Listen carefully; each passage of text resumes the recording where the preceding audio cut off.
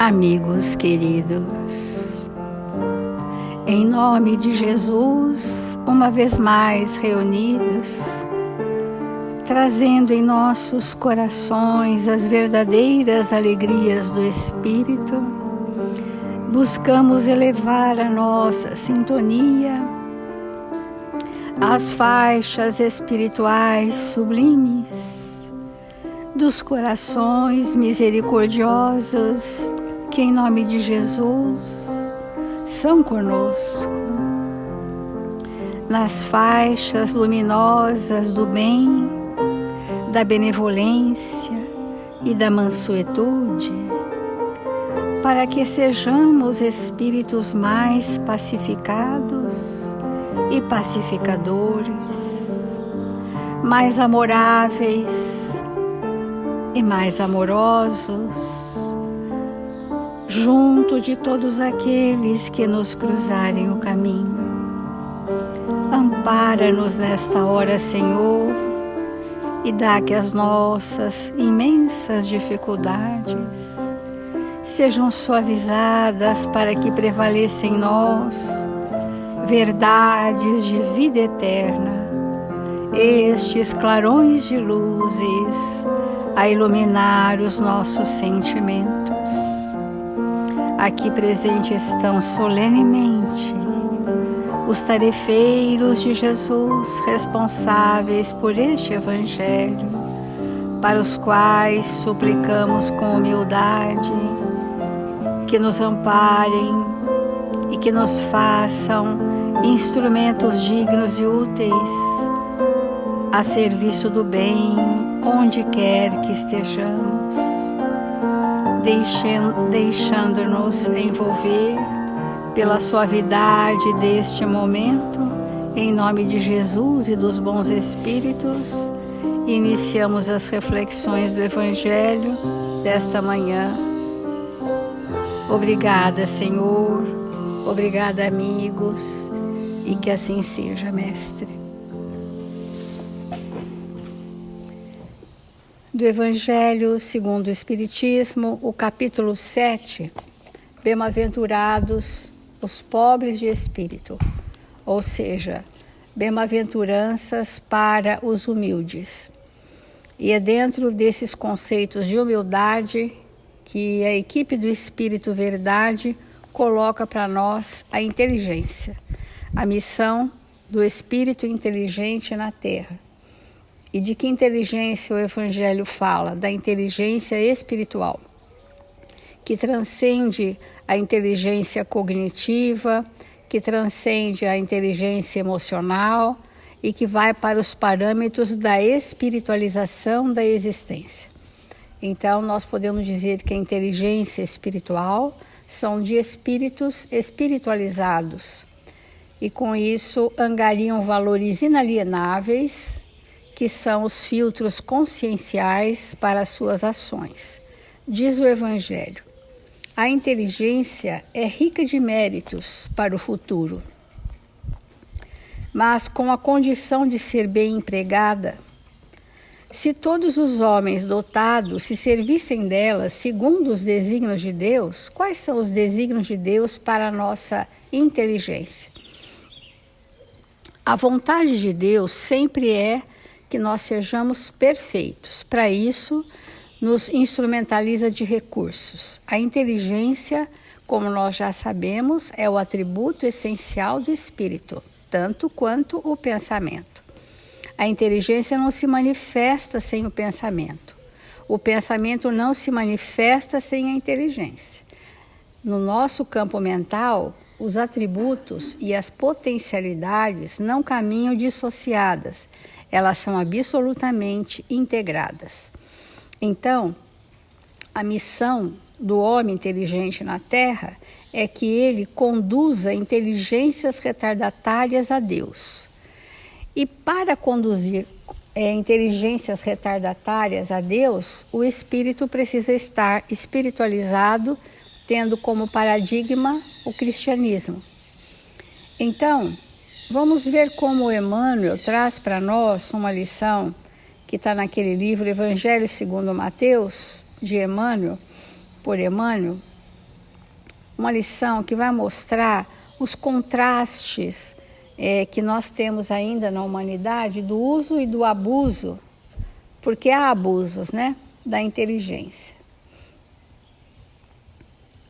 Diz assim: eu te louvo, Pai, Senhor do céu e da terra, porque ocultaste essas coisas aos sábios e inteligentes e as revelaste aos infantes.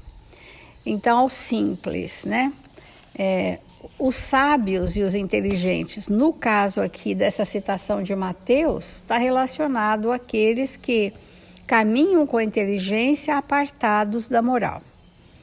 E a lição de Emmanuel é supercultura, que é muito apropriado para os nossos dias atuais, né? Alfabetizar e instruir sempre. Sem escola, a humanidade se embaraçaria na selva.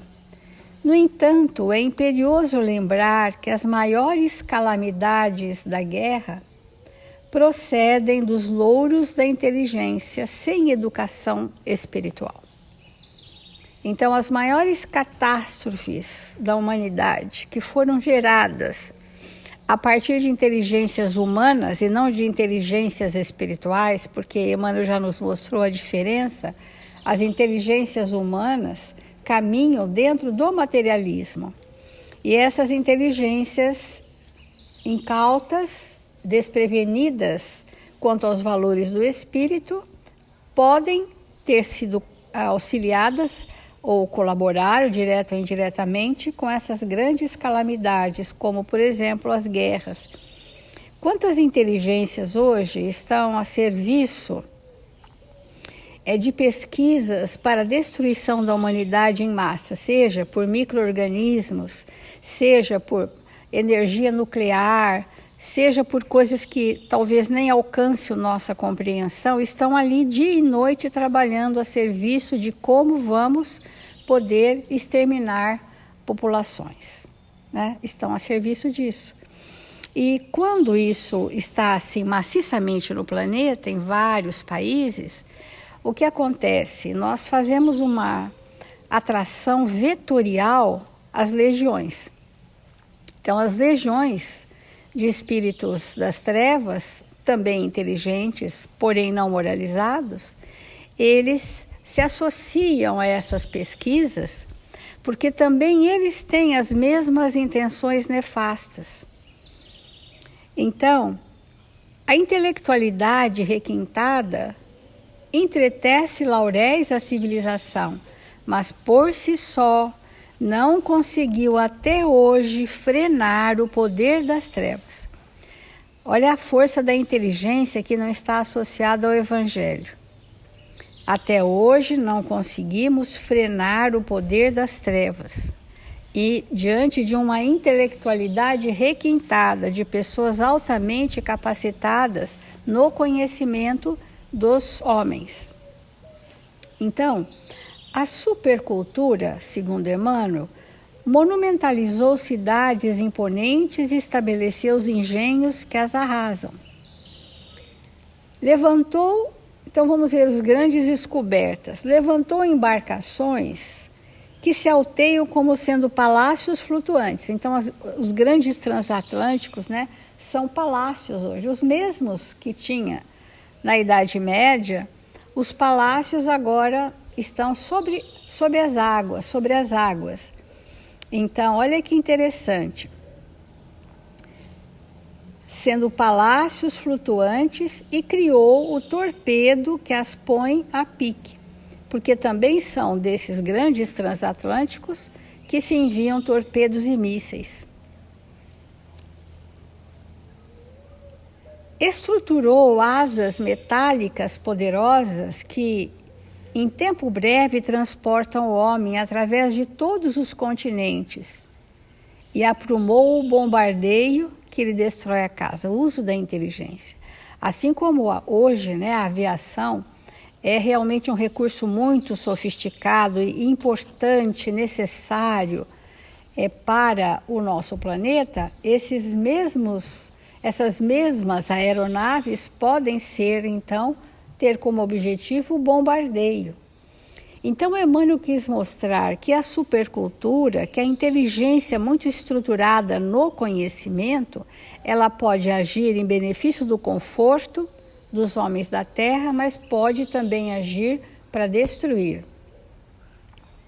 Organizou hospitais eficientes e, de quando em quando, lhes superlota as mínimas dependências com os mutilados e feridos por ela própria nas lutas de extermínio. É ali onde edificou o hospital, as inteligências que edificaram o hospital, que vão receber os mutilados de guerra também. E ainda agora realiza incursões a pleno espaço nos albores da astronáutica e examina do alto os processos mais seguros de efetuar aniquilamentos em massa pelo foguete balístico. Então, há ambivalência no espírito, há contradições no espírito, em nós igualmente. Isso não é só um processo coletivo. Vamos pensar em nós mesmos, o quanto nossa inteligência, ora está a serviço do bem, ora está a serviço da maledicência, ora está a serviço da fraternidade, ora está a serviço do egoísmo. Ora está a serviço do bem coletivo, ora prioriza os seus interesses pessoais. Então, essas ainda contradições que nos enfraquecem, da mesma forma que coletivamente formamos vetores para atrair as mentes perversas, quando a nossa sintonia, o nosso pensamento, que é o pensamento que forma a sintonia, está a serviço das questões escusas nossas próprias, nós também atraímos legiões. E é por isso que nós dizemos, quando nós passamos mal, nós precisamos dizer para nós mesmos, o mal que existe em mim está pronunciado, está manifestado, e é por isso que eu vou passar mal. Ninguém que está numa situação equilibradíssima passaria esse mal-estar indescritível, que às vezes as pessoas confundem até com crise de pânico. É o mal que eu não resolvi em mim, que já é tempo de eu entrar na resolução, é que atraio, então, entidades dessa natureza. Nós estamos falando do uso da inteligência, que está associado ao pensamento. Então, hoje em dia, nós temos uma síndrome social muito complexa de passar mal. E são esses mal-estares indescritíveis, né? Que nós precisamos entender. Aflorou da minha anterioridade o mal que existe em mim. Quando a gente usa a palavra mal, é tudo que é contrário ao bem e que está registrado em nós como impulsos, como desejos inconfessáveis, como insatisfações e etc. Então, para a gente ir fechando,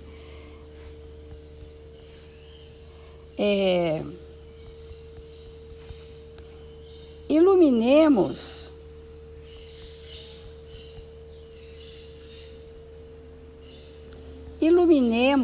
o raciocínio sem descurar o sentimento. Burilemos o sentimento sem desprezar o raciocínio.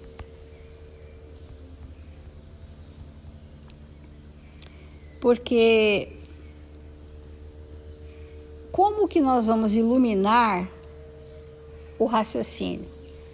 O pensamento que vai gerar a elaboração mental, que é o raciocínio, ele precisa ter um teor vibratório nobre, porque aí ele vai gerar a iluminação, porque a única luz que o espírito pode fazer brilhar em si não é do conhecimento, é do sentimento. Se esse conhecimento está sendo útil para iluminar outras consciências, se esse conhecimento está sendo útil para reconduzir as inteligências retardatárias ao caminho para Deus, nós estamos iluminando pelo sentimento e jamais pelo conhecimento que sozinho ele é inócuo em nossos espíritos. O Espiritismo restaurando o cristianismo é universidade da alma. Nesse sentido, vale recordar que Jesus, o mestre por excelência, nos ensinou, acima de tudo, a viver construindo para o bem e para a verdade, como a dizer-nos que a chama da cabeça não derrama a luz da felicidade sem o óleo do coração. Então, a luz do espírito, ou a espiritualização da existência, né, que vai gerar a luz do espírito, é o espírito que já conseguiu essa ideia tão belíssima de Emmanuel, né? A chama da cabeça não derrama a luz da felicidade sem o óleo ou combustível do sentimento. Então, vamos refletir. Amigos, nós estamos finalizando temporariamente esse tema do Evangelho sobre a inteligência. E nós trouxemos 2 textos que, na verdade, são 2 sonhos. Sonhos que o senador Públio Lentulus tem e que é relatado no livro Há 2000 anos.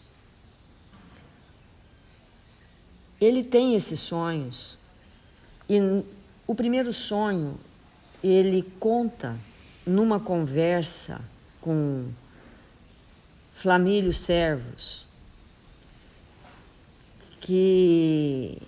onde ele explica para esse amigo que ele havia tido um sonho e que ele estava muito impressionado com aquele sonho. Esse texto, que é bem extraordinário no livro Há 2000 anos, ele merece muita reflexão da nossa parte. Está no capítulo 1, intitulado 2 Amigos. Então, como nós sabemos, Públio Lentulus, ele acreditava nos deuses. E ele começa então a contar o sonho para o seu amigo da seguinte maneira. Ele percebe que ele passa por uma região muito difícil, ele se lembra de ter passado por uma região muito difícil e no final de um processo ele é recebido por alguns juízes e um deles diz para ele o seguinte: Públio Lentulus, a justiça dos deuses, na sua misericórdia, determina tua volta ao turbilhão das lutas do mundo, para que laves as nódoas das tuas culpas, no pranto, em prantos remissores. Viverás numa época de maravilhosos fulgores espirituais. Do que será que esse juiz estava falando para ele? Que fulgor espiritual era esse? Ele teria a oportunidade de estar encarnado na época de Jesus e ainda encontraria com ele.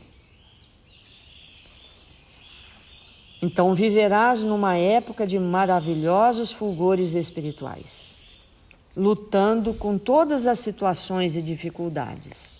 Não obstante o berço de ouro que te receberás ao renasceres, a fim de que edifiques tua consciência denegrida. Ele trazia, evidentemente, uma consciência culpada, reparações a serem feitas. E ele continua: nas dores que purificam e regeneram. Então ele passaria realmente por situações muito constrangedoras para a purificação da sua consciência. Feliz de ti, se bem souberes aproveitar a oportunidade bendita da reabilitação e renúncia, pela renúncia e pela humildade. Determinou-se que sejas poderoso e rico, a fim de que, com o teu desprendimento dos caminhos humanos, no instante preciso, possa ser elemento valioso para os teus mentores espirituais. Olha a importância disso. Ele receberia a oportunidade de estar numa posição bastante avantajada e isso teria um objetivo existencial. Os mentores espirituais iriam utilizar daqueles recursos para a construção de um novo tempo na Terra. E ele continua: terás a inteligência e a saúde, a fortuna e a autoridade. Gente, veja, quantos espíritos estão aí na Terra com essas características, com a fortuna e com a saúde, com a autoridade e com a inteligência. E evidentemente, quando um espírito recebe isso, o compromisso com a humanidade é alargado, sem sombra de dúvida, porque nós não recebemos oportunidades que não sejam para a redenção de nós mesmos e para auxiliar a humanidade como um todo. E ele continua: como ensanchas de regeneração integral de tua alma, porque chegará um momento em que serás compelido a desprezar todas as riquezas e todos os valores sociais, se souberes preparar o coração para a nova senda de amor e humildade, de tolerância e perdão, que será rasgada em breves anos a face escura da terra. Então, ele nasceria com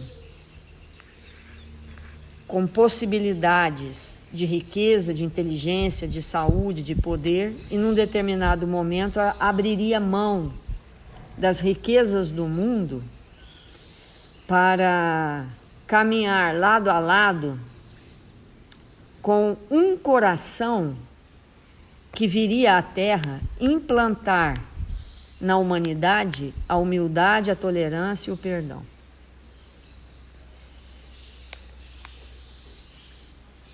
A vida é um jogo de circunstância que todo espírito deve entrosar para o bem. Ou seja, todas as nossas circunstâncias são oportunidades redentoras de exercer todo o tempo todo, o bem. No mecanismo do teu destino. Aproveita, pois, essas possibilidades que a misericórdia dos deuses coloca a serviço da tua redenção. Não desprezes o chamamento da verdade quando soar a hora do testemunho e das renúncias santificadoras. Lívia seguirá contigo pela via dolorosa do aperfeiçoamento, e nela encontrarás o braço amigo e protetor para os dias de provação ríspidas e acerbas. O essencial é a tua firmeza de ânimo no caminho escabroso, purificando tua fé e tuas obras, na redenção do passado delituoso e obscuro. Quantos de nós temos uma Lívia? Ou um José, ou uma Maria? Quantos de nós temos um companheiro, ou um irmão, ou um amigo, ou alguém que renteia conosco à margem da nossa existência?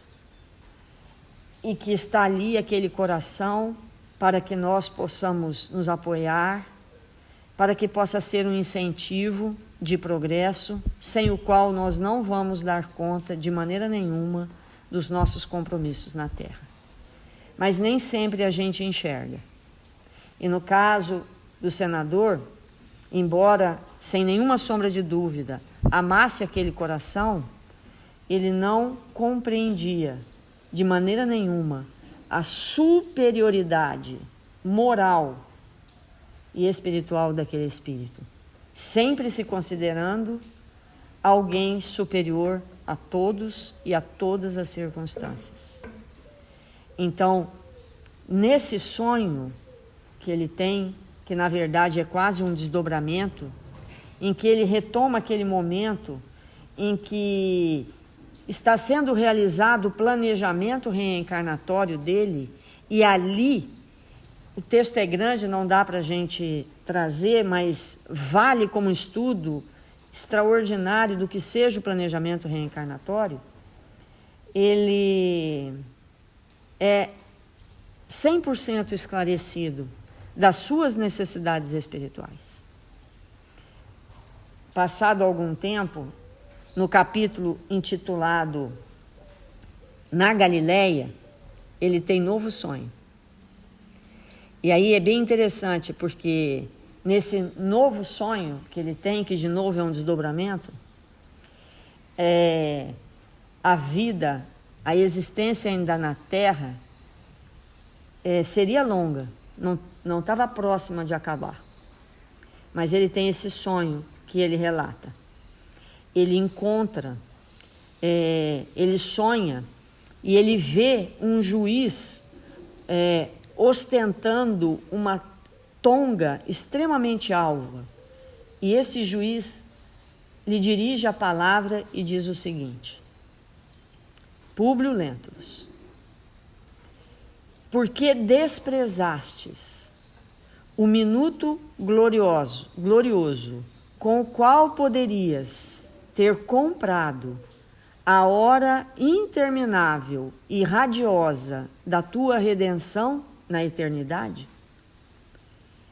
Então, ele é questionado: por que você desprezou? Se você foi preparado. E essa lição é para todos nós. Por que a gente abre mão daquilo que nós viemos realizar na Terra? Por que nós não renunciamos ao poder do mundo? Por que nós não renunciamos às quirelas que estão ao nosso redor e insistimos que as pessoas que nos cercam têm que nos obedecer? Por que a gente não se conscientiza realmente do porquê estamos aqui? Essa era a pergunta que esse juiz faz para ele. E aí continua: estivestes esta noite entre dois caminhos, o do servo de Jesus e o do servo do mundo. No primeiro, o jugo seria suave e o fardo leve, mas escolhestes o segundo, no qual não existe amor bastante para lavrar toda a iniquidade. Sofrerás muito, porque nesta estrada escolhida, o jugo é inflexível e o fardo pesadíssimo. Mas agistes com liberdade de consciência, no jogo amplo das circunstâncias da tua vida. Não te condenamos. Olha a importância disso. Não te condenamos, para tão somente lamentar o endurecimento do teu espírito em face da verdade e da luz. Retempera todas as fibras do teu eu, pois enorme há de ser doravante a tua luta. Então, é absolutamente espetacular isso, amigos. Nós vermos que durante uma existência na Terra, nós sonhamos.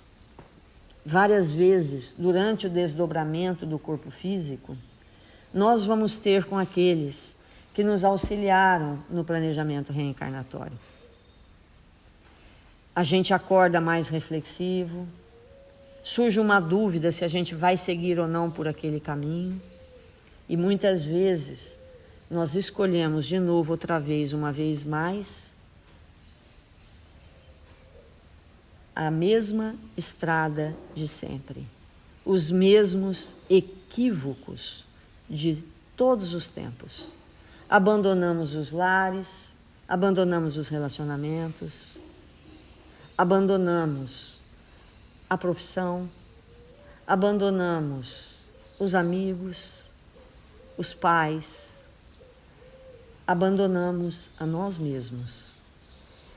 E fazemos isso com muita inteligência humana, com muito raciocínio, mas completamente ausentes do sentimento. Porque, como nós lemos no primeiro sonho, Emmanuel,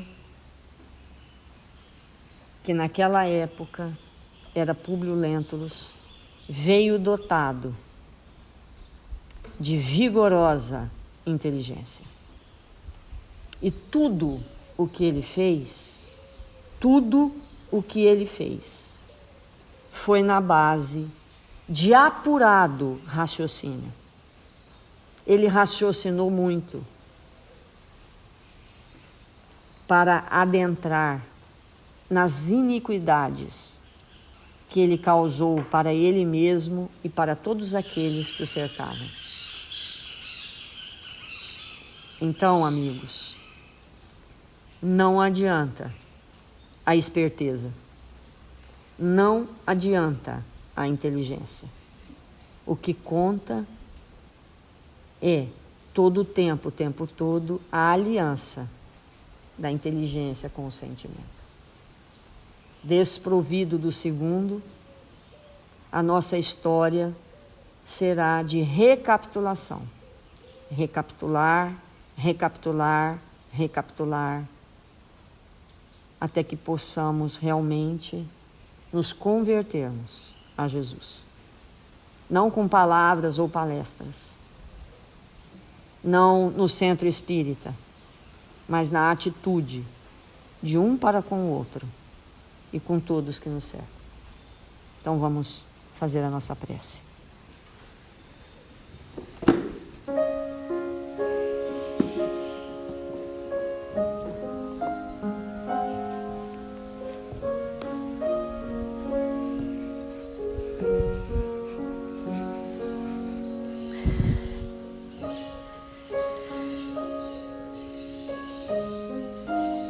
Deus, nosso Pai, Jesus, nosso Mestre, eis-nos aqui, nesta manhã gloriosa das nossas vidas que nos reunimos em Seu nome. Rogamos a Sua presença, o Seu amor, para que possamos, Senhor, nos entregarmos com alegria e bom ânimo na construção de nós mesmos, para nos tornarmos espíritos radiantes, luminosos, fraternos, dispostos ao bem e à verdade. Que nesta hora tão feliz do nosso dia, que oramos para nos alimentar, possamos ser visitados em nossa intimidade por aqueles espíritos que nos acompanham o passo desde que saímos do mundo espiritual. Que eles possam falar em nossa intimidade, nos auxiliando a alinhar o pensamento, a conduta, para que sejamos na terra aquilo que programamos quando nos encontrávamos cercados de amigos luminosos no mundo espiritual. Que a nossa inteligência, Senhor, ainda acanhada, obtusa, mínima, possa estar a serviço do bem. Que o Senhor nos abençoe e nos fortaleça. Que o Senhor ampare todos os que sofrem na terra por não conhecerem as realidades espirituais. Envolve com seu amor nossos irmãos registrados nos cadernos de vibração da nossa casa. Que a sua luz possa chegar até eles, iluminando-lhes o coração.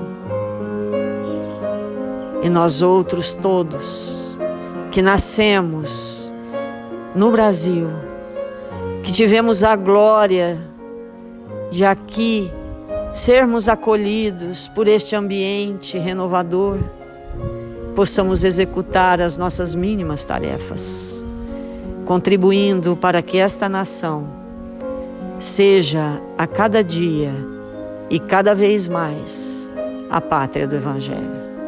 Que o Senhor nos abençoe, hoje e sempre, que assim seja.